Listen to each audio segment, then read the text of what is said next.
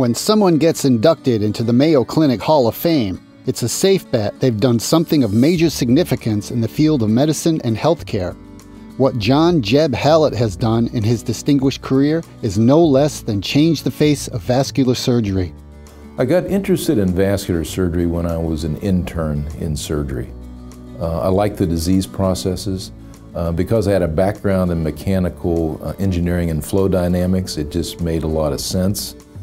His research has led to new standards in vascular surgery. He built world-class vascular surgery programs at several major medical centers, launched outreach programs to treat underserved populations, and established training programs for medical students, residents, and fellows. During his 20 years at the Mayo Clinic, Hallett won Teacher of the Year honors so many times he was inducted into the institution's Hall of Fame. So I always tried to make every patient encounter, every operation, an opportunity to teach something, let the student ask questions. Perhaps Hallett's most important contribution to the field of vascular surgery was, at the time in 1989, extremely controversial. He and his colleagues at the Mayo Clinic performed a study that was published in the New England Journal of Medicine that challenged the current practice of surgically repairing even small abdominal aortic aneurysms. And what we found over a period of time is most of the small aneurysms did not rupture. The ones that were over 5 centimeters were the ones at risk. That did not sit well with surgeons who were repairing a lot of small aneurysms. The leading aortic surgeon in the United States, Dr. Stanley Crawford, who was actually a mentor and friend of mine, took me aside at a meeting and said, "Why did you do this?" And he said, "You know, this is going to damage your career." After about 10 years of getting the stink eye from colleagues at surgical conferences, other studies verified Hallett's findings, and today it is standard practice to monitor, but not necessarily repair, aneurysms smaller than 5 centimeters. Hallett said Duke University stood out for his top choice for medical school because... One word, curriculum. And what I really liked about Duke was the concept that you would do an intense year of basic science followed by a clinical orientation.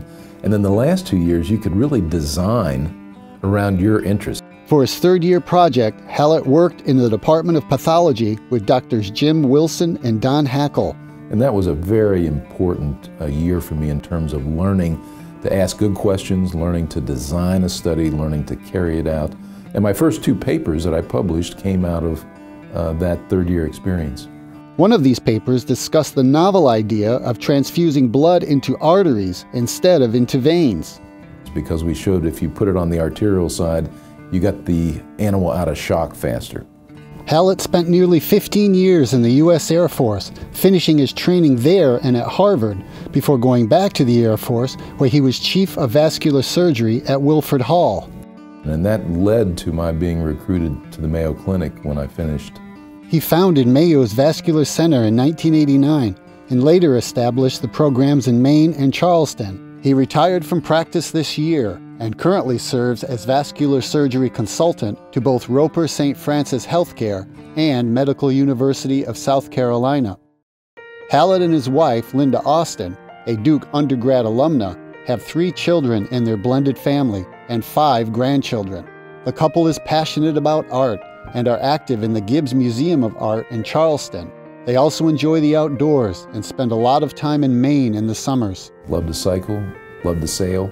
In praising his Duke medical education, Hallett points out 2 major factors that helped to mold him into the successful surgeon he became. I cannot overemphasize the importance of the house staff at Duke and what they brought to us as medical students. And he is especially grateful to Randy Bollinger, who was a junior resident at the time and went on to become Chief of Transplantation at Duke. And I really felt when I left Duke that I had all of the skills and the determination to make a difference as I went forward in my career.